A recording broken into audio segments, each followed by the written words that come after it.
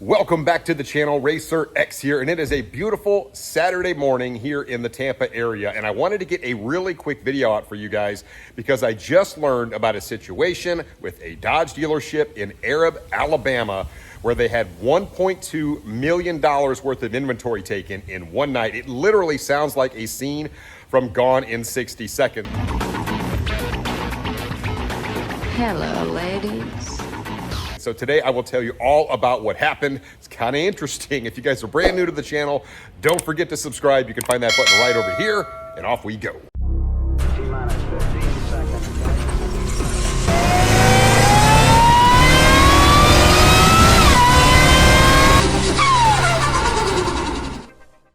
I want to sort of set the tone for you guys about what happened. This is North Country Dodge in Arab, Alabama. Apparently, they were the latest to get hit by a very organized group of criminals. Apparently, they've got all sorts of tricks that they can use to steal cars. And essentially, it's like 12:30 in the morning, April 9th, so just a couple of days ago, somebody threw a rock through a window in the service bay at this Dodge dealership.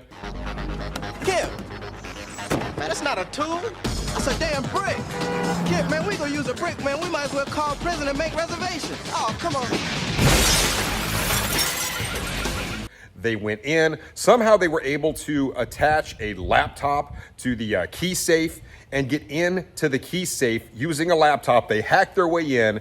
They took 300 keys from inside the key safe and put them all in a bag. At the same time, they managed to get into the server for all of the cameras. They managed to not only turn all the cameras off, but they also managed to erase hours worth of footage so that nobody could track what they were doing. And then, of course, they had the bag full of keys, so they just walked up to basically any car they wanted because all of these have the keyless entry. Just opened the thing up because they had all the keys in one bag, and they drove off. That is really insane. So they actually took 8 different cars, including a Wagoneer, which we know those are really expensive. You got one of those things right here. They had a Raptor, a Bronco, and they also had a Demon 170 that they stole. We know how hard those cars are to come by.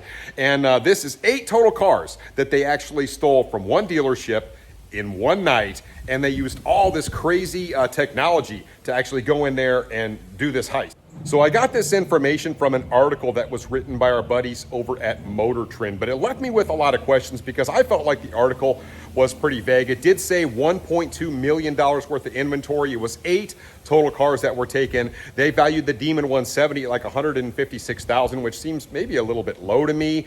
They also talked about, obviously, a Wagoneer. They talked about this Bronco Raptor, and then you've got 5 other cars out there, and I don't know what those cars were. I actually called the dealership to find out more information, hoping I could get more information. What color was the Demon?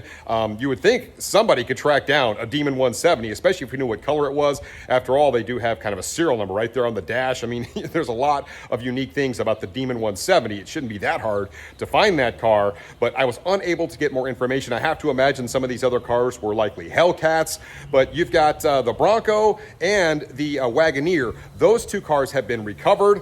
And you've got the Demon 170 and 5 others that have been unaccounted for at this point.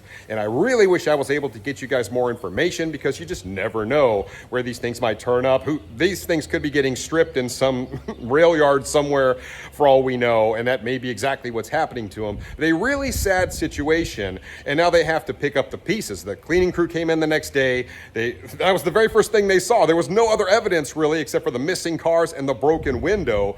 I am a little bit curious to know how they knew exactly what happened with them putting all the keys in the bag, all that kind of stuff. If all of the camera footage had been erased, it's a little bit weird how they're able to piece all that stuff together.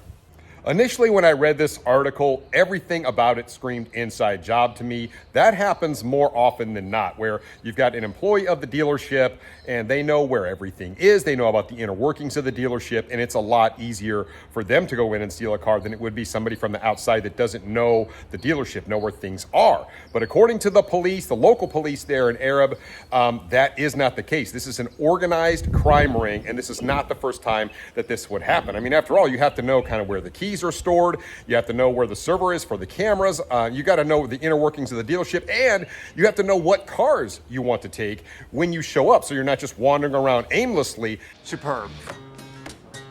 What else do you have in the warehouse? But it seems like they have this entire process down to a science. They're really good at it. So it just seems so crazy to me that you show up for work one day as a manager of a dealership and you've got all these high-end cars missing and you're just wondering what in the world happened. And you can actually hear the local police, what they say about it. And they're also offering a $10,000 reward just to have the keys back. They've got all these keys. It's a beautiful Saturday morning. And they can't sell any of the cars on their lot because somebody ran off with literally all of their keys, which means they all have to be reprogrammed, which is a pretty expensive thing to do. I know that it's not crazy expensive for the dealership themselves to do it, but there is a pretty sizable cost when you talk about all of the cars on the lot. So not only are they not able to sell the cars that are sitting there, but they have to pay the additional expense of getting brand new key fobs in and reprogramming all of those keys. That is a massive job for these guys to deal with. This is yet another example of just how bad all these thugs and thieves want to steal these Mopars. And I've mentioned it in videos in the past. I just do not get it. I will never get it. I don't understand what it is about Mopar. It's like a lot of these thieves and stuff, they will walk right past freaking Koenigseggs and Bugattis and McLarens to steal a Charger Hellcat. I don't know what it is about Mopar. I will never understand it. But here's another perfect example. I mean, you've got a very organized crime ring, really good at what they do. Any can pull a gun on somebody. You don't know the first thing about stealing a car. What? You need a role model.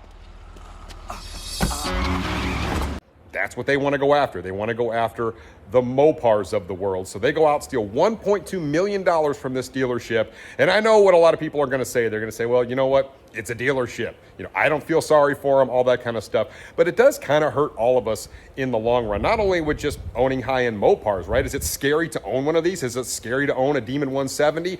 Every time I take my Demon 170 into Walmart, I am worried to death. I'm going to come out and the car is not going to be there. And that is the reality of the situation. A lot of people who own Scat Packs, Hellcats, stuff like that, they all feel the same way. That is the reality of the world we live in today. And like I said, this is just a perfect example. A lot of money stolen from this dealership. Now, if you have any information on the whereabouts of these cars, where the keys might be, any information at all, please call the Arab Police Department. I will put that number up on the screen for you guys. This is still a developing situation, and I just wanted to share this information with you guys because my audience is pretty big. I know a lot of you guys have a vested interest in making sure. I know it's a dealership, like I said, but I mean, nobody really wants to see somebody get all of their stuff stolen like this.